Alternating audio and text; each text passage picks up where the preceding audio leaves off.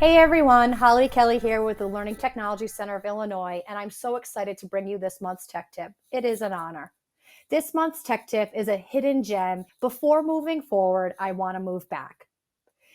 Do you remember the days when we were on Zoom calls for the majority of the day? I know. Some of you do not want to go back to those days, and I completely understand. But one of the amazing things from being on virtual or conference calls, Zoom, Google Meet, is the fact that students were able to communicate with their teachers in a new and different way. They had this world opened up to them, which was the Google or Zoom chat or the conference chat feature.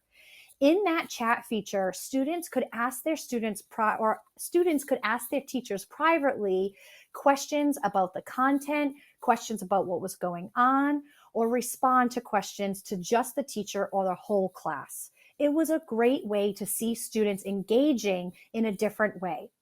So let's move forward. How do we take what we learned from that time period and apply it to what we have now?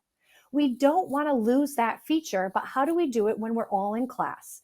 Well, Google Slides gives you that option to be able to have students share their voice in a different way. Voice is one that is near and dear to my heart.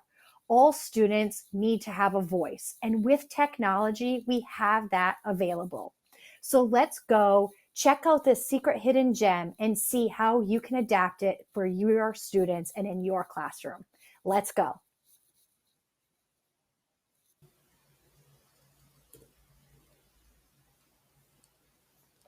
Let's go ahead and see this amazing feature in action.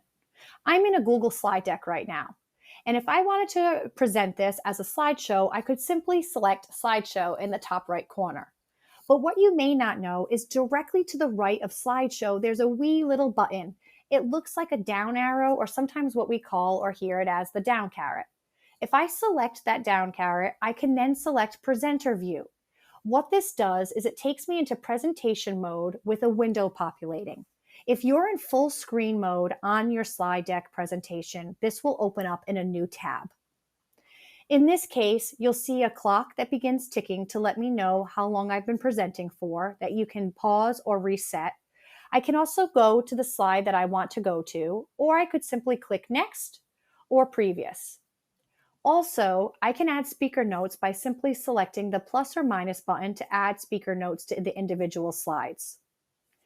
The secret little hidden gem here is in this Audience Tools feature. When I go ahead and select Audience Tools, I have the option to continue recent or start new.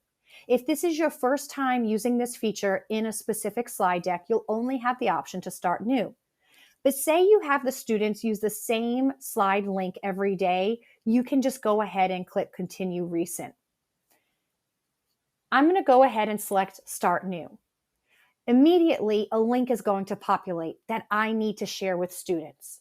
So in this case, I'm going to copy this link and I'm going to open it up in a new window so you can see it from the student's perspective. So sharing this link, you can have students type it into the Omnibox or the URL. You also can share it on their learning management system like Google Classroom for them to then click. You can also take the link and turn it into a QR code so then you can have students scan it. Either way, we want students on their individual device to be able to have this window open to respond to questions or leave questions. In this case, I pose the question as the teacher. Would you rather always have Cheeto dust on your hand or always jelly on your feet? Jelly on my feet because I can wear socks. I can ask as Holly Kelly, or I can ask anonymously. Once I ask as myself, I'm going to click submit.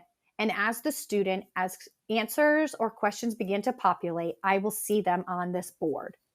In addition, say my teacher, Mrs. Conrad, didn't answer. I'm going to go ahead and ask anonymously for you to be able to see. So as the teacher, I can have this link or this tab shared on my board. I can also see it from the presenter tools on my window as questions begin to populate, or I can just have it up on the big board for all students to see or just on my computer.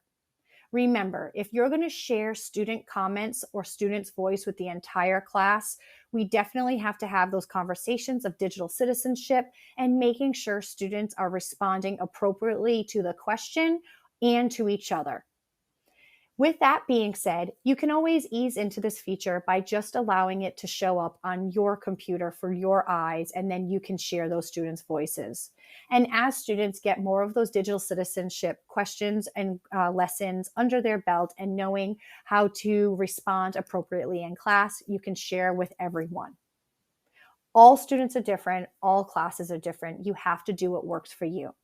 In the meantime, know that students can share their voice without just using their verbal voice, and using technology with Google Slides that is made possible. Do what works for you, and good luck.